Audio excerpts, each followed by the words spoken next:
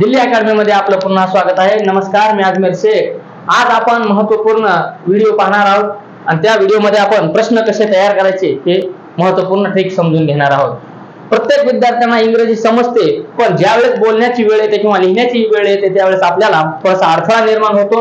तर सोप्या पद्धतीने इंग्रजी शिकण्यासाठी एवढ्या वाक्याचा जर आपण सराव केला तर नक्कीच आपल्या इंग्रजीमध्ये बदल होणार आहे। नक्कीच आपण हा व्हिडिओ पुन्हा जर पाहिला तर नक्कीच या वाक्यामुळे आपल्या इंग्रजीच्या अंडरस्टँडिंग मध्ये, रायटिंग मध्ये इम्प्रूव्हमेंट डेफिनेटली ग्रोथ होणार आहे।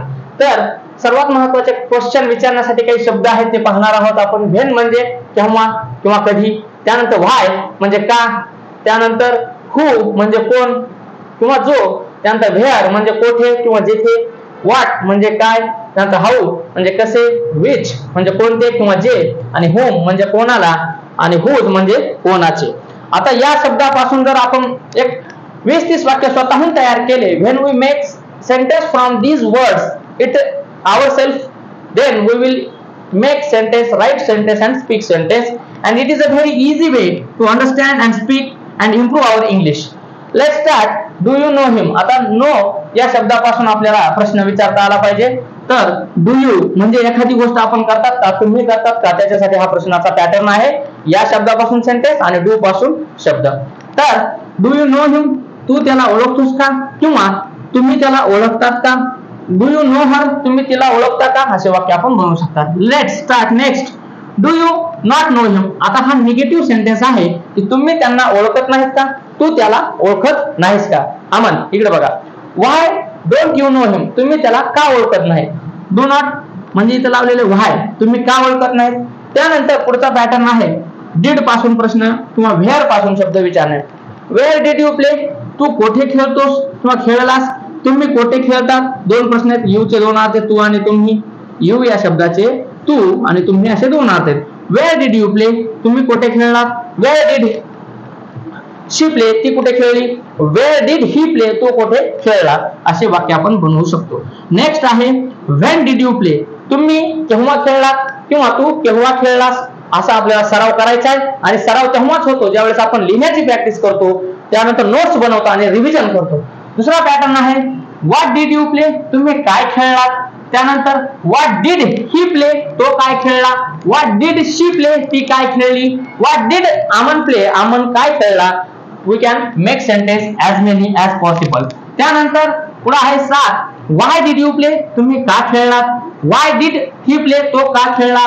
व्हाय डिड सर प्ले, सर का खेळले। व्हाय डिड फार्मर राईट, शेतकऱ्यांनी का लिहिलं, किंवा आपण अनेक सेंटेन्स असे क्रियापद वापरून बनवू शकतो। त्यानंतर हाऊ डिड यू प्ले, तुम्ही कसे खेळतात। हाऊ शब्द आला की कसे होतो, व्हेन शब्द आला की केव्हा, व्हेअर म्हणजे कोठे, व्हाय म्हणजे का। It is basic simple question. Next where to go, कुठे जायचे। त्यानंतर व्हेन टू गो, केव्हा जायचे।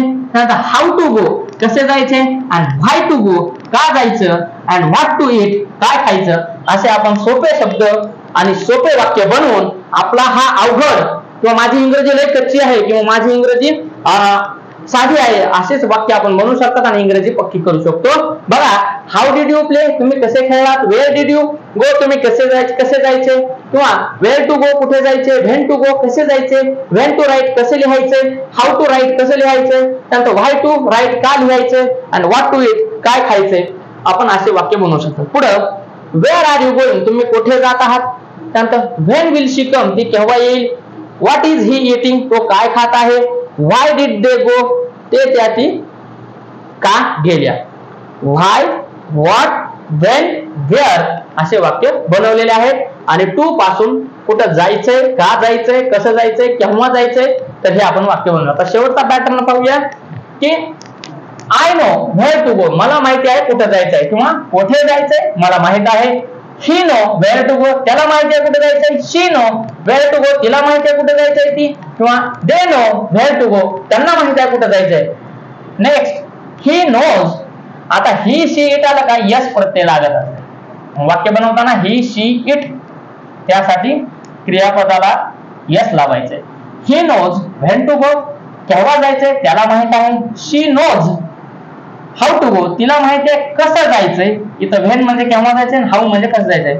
You know why to go, तुला माहित आहे कसं जायचं आहे ते, किंवा का जायचंय तुला माहित आहे, you know why to go, का जायचंय तुम्हाला माहित आहे, 2 वाक्य. त्यानंतर they know what to eat, काय खायचंय त्यांना माहित आहे. त्यानंतर we know where to come, कोठे यायचंय आम्हाला माहित आहे. इज ही रीडिंग, तो वाचत आहे का. वेअर इज ही रीडिंग, तो कुठे वाचत आहे. व्हेन इज ही रीडिंग, तो केव्हा वाचत आहे. व्हॉट इज ही रीडिंग, तो काय वाचत आहे. व्हाय इज ही रीडिंग, तो का वाचत आहे. आता इथं व्हॉट आल्यामुळं काय आलंय आणि व्हाय आल्यामुळं का वाचत आहे. व्हॉट इज ही रीडिंग, तो काय वाचत आहे. व्हाय इज ही रीडिंग, तो का वाचत आहे. हाउ इज ही रीडिंग, तो कसा वाचत आहे. Dear friends, if you like this video, please like, subscribe, share and read and improve your English as well as general knowledge. Let's stop now. Jai Hind, Jai Bharat. We will meet in the next video. Thank you very much.